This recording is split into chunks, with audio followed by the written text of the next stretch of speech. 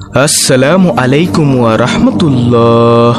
প্রিয় দর্শক, আজকে আমি আপনাদেরকে এমন একটি আমলের কথা বলবো যে আমলের দ্বারা আপনার সকল হাজত পূরণ হবে। আল্লাহ রাব্বুল আলামিন ইজ্জত আপনাকে এমন মাহবুব বানিয়ে নিবেন, আপনি আল্লাহর দরবারে হাত উঠাবেন, হাত নামানোর আগেই আপনার সব দোয়া কবুল হবে ইনশাআল্লাহ। আর যখনই মৃত্যু আসবে তখন ঈমানের সাথে কলমা পড়তে পড়তে হাসতে হাসতে মৃত্যুবরণ করতে পারবেন ইনশাআল্লাহ। অধিকাংশ লোক জানতে চান ভালো করে যেন বিয়ে হয়, ছেলের যেন চাকরি হয়, ছেলের ভিসা হচ্ছে না, অমুক কাজ আটকে গেছে। এই ধরনের আটকে থাকা কাজের জন্য আমল নবী করিম সাল্লাল্লাহু আলাইহি ওয়াসাল্লামের জবান থেকে আবু দাউদ শরীফের একটি হাদিসে এসেছে, সেটিও আজ আপনাদের সাথে শেয়ার করব ইনশাআল্লাহ। তাই আপনাদের কাছে আমার একটি অনুরোধ হলো, ধৈর্য সহকারে ভিডিওটি শেষ পর্যন্ত দেখুন, কোনো রকম না টেনে। তাহলে চলুন শুরু করা যাক। এই আমলটির দ্বারা আপনার দুনিয়াও সুন্দর হয়ে যাবে, আখিরাতও সুন্দর হয়ে যাবে। তাই প্রত্যেক নরনারীর উচিত খুব গুরুত্বের সাথে আমলটি শিখে নেওয়া এবং যথাযথ কাজে লাগানো। মনে রাখবেন, মহান রব্বুল আলামিন যখন কাউকে পছন্দ করেন তখন তাকে তিনটি নিয়ামত দান করেন। প্রথমত, আল্লাহ তাকে নিজের প্রিয়জন বানিয়ে নেন। দ্বিতীয়ত, তার দোয়াকে ফিরিয়ে দেন না। ইমাম বুখারী বলেন, প্রত্যেক মুমিনের এই অবস্থায় থাকা উচিত যে যখন সে দোয়া করে তখন তার দোয়াকে তার রব যেন ফিরিয়ে না দেন। মুমিনের মধ্যে এমন অনেক লোক আছে যাদের চুল এলোমেলো, ধন দৌলত নেই, গরিব হালত, যাদেরকে মানুষ অপছন্দ করে, যাদেরকে দেখলে মানুষ দরজা বন্ধ করে দেয় যাতে সে ঘরে প্রবেশ করতে না পারে। কিন্তু এ ধরনের মুমিন যখন কসম খায়, আল্লাহ তাআলা তার সেই কসমকে পূরণ করে দেন। একবার মদিনায় দুর্ভিক্ষ দেখা দিল, অনাবৃষ্টি দেখা দিল। মদিনার বড় বড় খানদানের লোকেরা, গণ্যমান্য লোকেরা মাঠে চলে আসলো। সকলে মিলে দোয়া করা আরম্ভ করলো, কিন্তু কোনো বৃষ্টির নামগন্ধ নেই।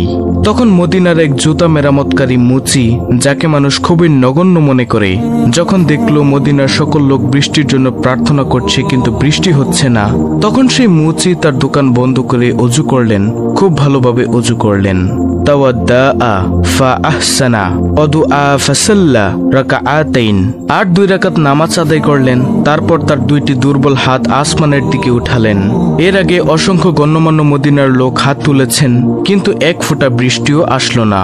কিন্তু যখন সেই মুচি, যিনি আল্লাহর কাছে প্রিয়, তিনি যখন হাত তুলে কসম দিয়ে দোয়া করলেন, ইয়া রব্বি ইন্নী ইউকসিমু আলাইক, হে আমার রব, আমি কসম করে বলছি মদিনার মুমিনের জন্য বৃষ্টির খুবই প্রয়োজন।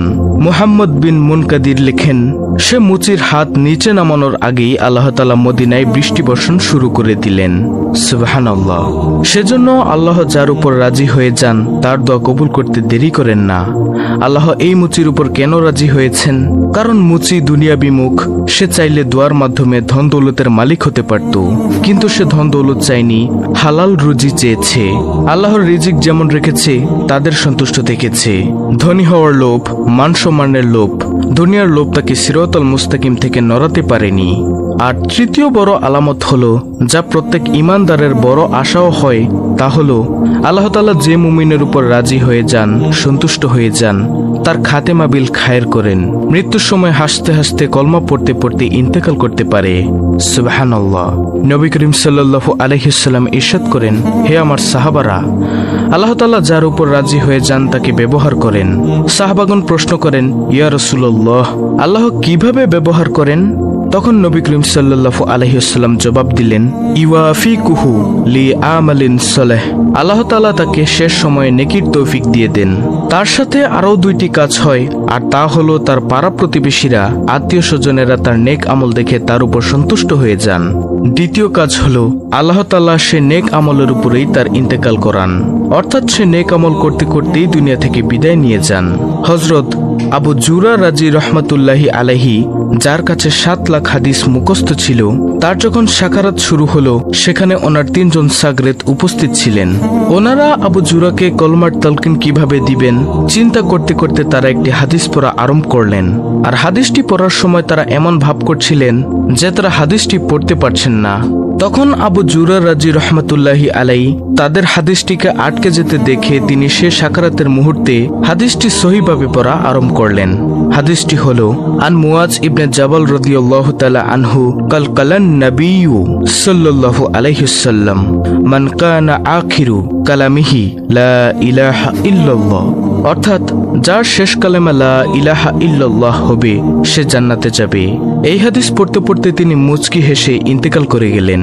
সুবহানাল্লাহ। তিনি শেষ কলমা লা ইলাহা ইল্লাল্লাহ বলে দিয়েছেন আর তার পুরস্কার হলো সে জান্নাতে প্রবেশ করবে। সুবহানাল্লাহ। হযরত আবু জুরা নিজ চোখে জান্নাত দেখেছেন, তাই খুশিতে হেসে দিয়েছেন আর আল্লাহর মেহমান হয়ে গেলেন। তো প্রিয় দর্শক, এবার আসুন যাদের কাজ আটকে যায় তাদের জন্য ওজিফাটি শিখে রাখুন। আবু দাউদ শরীফের হাদিস, নবী করিম সাল্লাল্লাহু আলাইহি ওয়াসাল্লাম ইরশাদ করেন, যে মুমিন সকাল সন্ধ্যায় 7 বার এই দোয়াটি পড়বে আল্লাহ তাআলা তার সকল আটকে থাকা কাজের সমাধান করে দিবেন। সুবহানাল্লাহ। আর সেই দোয়াটি হলো, হাসবিয়াল্লাহু লা ইলাহা ইল্লাহু আলাইহি তাওয়াক্কালতু ওয়া হুয়া রাব্বুল আরশিল আযীম।